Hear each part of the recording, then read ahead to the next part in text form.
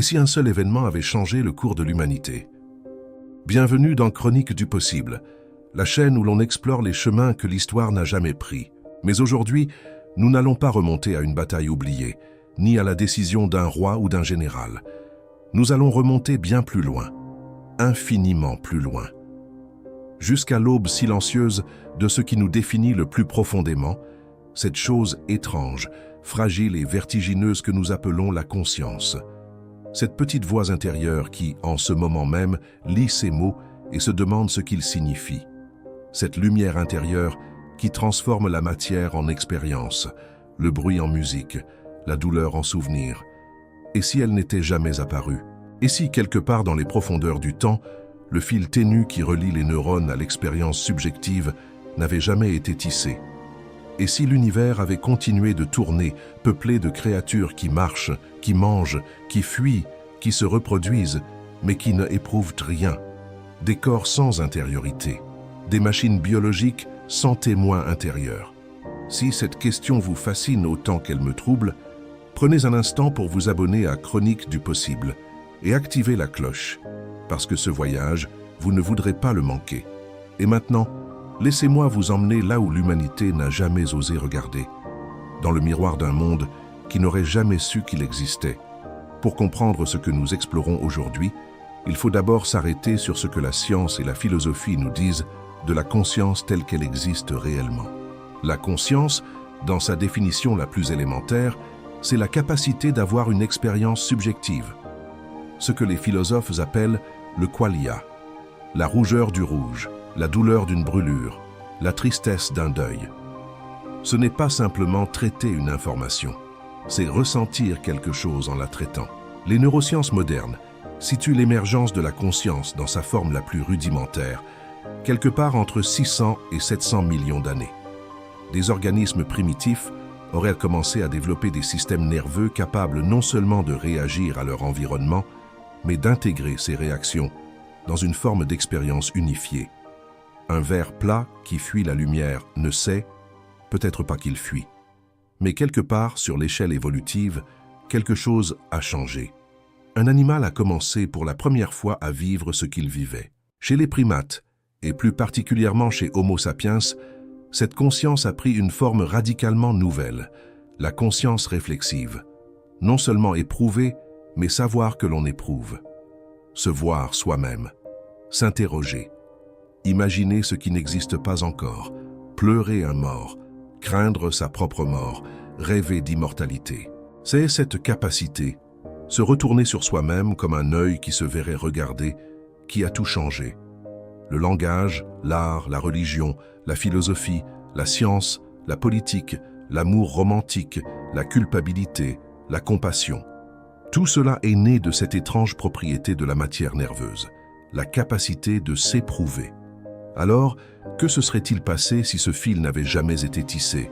Imaginons un seul changement infiniment précis dans l'histoire de la vie sur Terre. Non pas une catastrophe, non pas une extinction de masse, simplement ceci, la mutation génétique qui, à un moment donné, a permis au système nerveux de générer une expérience subjective, ne se produit pas. Les neurones existent, les réseaux nerveux se forment, les cerveaux se complexifient, mais quelque chose manque, cette propriété émergente mystérieuse qui transforme le traitement d'informations en ressenti. Les créatures continuent d'évoluer. Elles apprennent, s'adaptent, communiquent même. Mais il n'y a personne à l'intérieur. Pas de témoin, pas d'expérience. La lumière intérieure ne s'allume jamais. C'est ici que l'histoire bascule. Pas dans un fracas, pas dans une explosion, dans un silence absolu. Dans ce scénario alternatif, la vie sur Terre se déroule de manière étonnamment similaire à ce que nous connaissons, du moins en apparence. Les dinosaures règnent, puis disparaissent. Les mammifères se diversifient. Les primates descendent des arbres. Un hominidé bipède commence à fabriquer des outils, à contrôler le feu, à migrer à travers les continents. De l'extérieur, cela ressemble à ce que nous appelons la préhistoire. Mais voilà la différence fondamentale. Aucun de ces gestes n'est accompagné d'une intention au sens profond du terme. Ces créatures agissent. Elles ne décident pas. Elles traitent des informations sensorielles et y répondent selon des schémas biologiques extraordinairement complexes. Un hominidé sans conscience peut apprendre à tailler un silex par imitation, par renforcement, par essai et erreur. Mais il ne se demandera jamais pourquoi il le fait. Il ne rêvera pas d'un silex plus beau. Il ne gravera jamais une spirale sur un rocher simplement parce qu'elle lui semble belle. L'art n'existe pas. La religion non plus. Le mythe est impossible. Sans conscience réflexive, il n'y a pas de mort vécue, et donc pas de besoin de l'expliquer, de la ritualiser, de la transcender. Il n'y a pas de peur existentielle, pas de besoin de sens. Les grottes de Lascaux restent des abris, jamais des cathédrales. Le langage lui-même se développe très différemment. Sans intériorité à communiquer, sans états mentaux à partager, la communication reste fonctionnelle, signalétique, un cri d'alarme, un appel à la reproduction, une indication de nourriture. Le langage est un outil de coordination, jamais de poésie, jamais de mensonge, jamais de promesses. Et c'est là que tout commence à diverger. Des milliers d'années s'écoulent. Les hominidés sans conscience colonisent le globe avec une efficacité remarquable. Ils forment des groupes parce que la sélection naturelle favorise la coopération. Ils construisent des abris parce que l'instinct de protection les y pousse. Ils transmettent des comportements parce que l'imitation est un mécanisme évolutif ancien et puissant. Mais il n'y a pas de société au sens humain du terme, pas de règles morales, pas de justice, pas d'injustice. Ces concepts supposent un être capable de souffrir d'une transgression, capable d'éprouver l'humiliation, la trahison, la honte. Dans ce monde-ci, un individu qui vole la nourriture d'un autre ne commet pas une faute morale. Il exécute simplement un comportement que rien n'inhibe. Il n'y a pas de pouvoir politique non plus, du moins pas dans le sens que nous lui donnons. Les hiérarchies sociales existent. Elles existent déjà chez les chimpanzés, les loups, les éléphants. Mais elles reposent sur la force, sur l'intimidation, sur des signaux biologiques. Pas sur la légitimité, pas sur l'idée qu'un chef mérite de diriger, pas sur la possibilité qu'un peuple se révolte au nom d'une dignité bafouée. L'agriculture elle-même reste une question ouverte et fascinante. La domestication des plantes et des animaux suppose-t-elle une conscience? Pas nécessairement dans ses formes les plus basiques. Des comportements appris peuvent conduire à des pratiques proto-agricoles. Des créatures qui dispersent des graines, qui reviennent aux mêmes zones fertiles, qui gardent certains animaux à proximité. Mais l'optimisation intentionnelle, la volonté de transformer durablement un environnement selon un plan imaginé, cela suppose une projection dans un futur que l'on veut. Et vouloir suppose ressentir. Ce monde alternatif aurait peut-être des champs par accident. Il n'aurait jamais de ferme par choix. Avançons plus loin encore. Des millions d'années supplémentaires s'écoulent. Les hominidés sans conscience continuent d'évoluer. Leur cerveau, soumis aux mêmes pressions sélectives, continue de grossir, de se complexifier. Leur comportement devient d'une sophistication vertigineuse. Voici quelque chose de profondément troublant à considérer. Il est tout à fait possible que ces créatures finissent par construire quelque chose qui ressemble à une civilisation.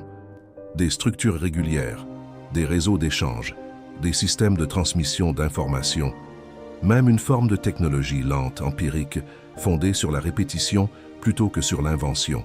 Mais sans conscience, il manque quelque chose d'essentiel à tout progrès technologique accéléré. La curiosité. La curiosité n'est pas simplement un comportement de recherche d'information, c'est une tension interne, un inconfort face à l'inconnu, un désir de résolution qui n'est possible que si l'on ressent cet inconfort. La curiosité est une expérience subjective, elle suppose quelqu'un pour l'éprouver. Sans curiosité, sans désir, sans peur de la mort qui pousse à chercher des remèdes, sans amour qui pousse à écrire des poèmes et à construire des maisons plus belles, le monde de ces créatures plateauerait. Il n'y aurait pas de science au sens propre, pas d'hypothèse, pas d'expérience visant à vérifier une idée, pas de mathématiques abstraites, pas de philosophie. Ce monde serait peut-être, au bout du compte, un monde de fourmilières géantes. Pas dans un sens péjoratif, les fourmis sont extraordinaires, mais dans un sens radical, une organisation fonctionnelle, efficace, stable et parfaitement vide de sens. Que serait notre monde en ce moment si la conscience n'était jamais apparue? Prenons un instant pour regarder par la fenêtre de cette réalité alternative, avec tout le vertige que cela suppose. La Terre serait infiniment plus verte. Sans conscience, pas de quête de sens qui mène à la domination de la nature. Les forêts n'auraient jamais été rasées pour construire des cathédrales ou des usines. Les océans n'auraient jamais été vidés pour nourrir des civilisations en expansion. Le changement climatique tel que nous le connaissons n'existerait pas parce que l'industrialisation massive suppose des besoins subjectifs. Le confort, le luxe, le prestige, la sécurité existentielle. Tous des désirs qui naissent de l'intériorité. La biodiversité serait prodigieuse. Des espèces que nous n'avons jamais connues peupleraient des écosystèmes que nous n'imaginons même pas.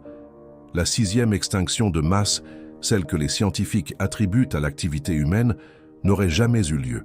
Des millions d'années après nous, des hominidés complexes mais non conscients parcourraient peut-être ces forêts intactes.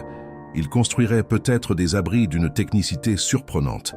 Ils pourraient même se transmettre des comportements complexes par imitation sur des générations. Mais ils n'auraient jamais écrit un seul vers, jamais composé une mélodie, jamais regardé le ciel la nuit en se demandant ce qu'il contient.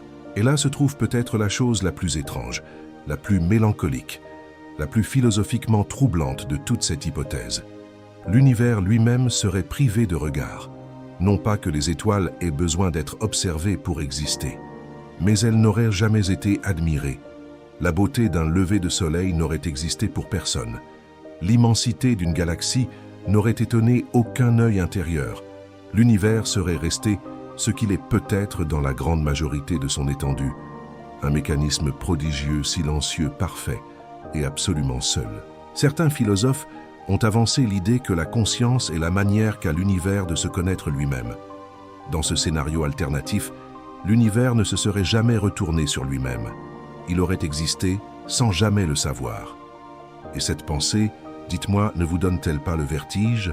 Parce que ce vertige lui-même, cette sensation étrange qui mélange la fascination et l'inquiétude, la grandeur et la solitude, c'est précisément la preuve de ce que vous êtes. Vous ressentez quelque chose en lisant ceci. Vous existez d'une manière que rien d'autre dans l'univers connu ne semble partager de façon certaine. Vous êtes l'anomalie, vous êtes la lumière. Alors voilà où nous en sommes. Un monde sans conscience serait peut-être plus stable, plus équilibré, plus respectueux de ses propres limites biologiques, mais il serait aussi un monde sans amour, sans musique, sans interrogation, sans révolte, sans compassion. Un monde où rien n'aurait jamais de valeur, parce que la valeur elle-même est une expérience subjective. La conscience humaine est peut-être la chose la plus fragile et la plus extraordinaire que l'évolution ait jamais produite. Elle nous a donné la guerre et la poésie, la tyrannie et l'altruisme, la destruction et la création. Elle est à l'origine de nos pires horreurs et de nos plus grands chefs-d'œuvre. Mais voici la question que je vous laisse ce soir, la question que je ne peux pas trancher à votre place. Si vous pouviez choisir un monde sans souffrance, mais aussi sans conscience, sans beauté ressentie, sans amour vécu, ou ce monde-ci, imparfait, douloureux, magnifique. Et plus encore, pensez-vous que la conscience est une étape dans l'évolution, quelque chose de provisoire destiné à être dépassé? Ou est-elle une fin en soi, le but silencieux d'un univers qui voulait, depuis toujours, apprendre à se regarder? Dites-moi ce que vous en pensez dans les commentaires. Ces échanges sont ceux qui donnent vie à cette chaîne, et parfois, vos réponses m'apprennent des choses que je n'avais pas envisagées. Partagez cette vidéo avec quelqu'un qui aime réfléchir, avec quelqu'un qui se pose des questions la nuit. Et si vous ne l'avez pas encore fait, rejoignez Chronique du possible. Parce que la prochaine question que nous allons explorer pourrait bien changer la façon dont vous regardez votre propre histoire. À bientôt dans un autre possible.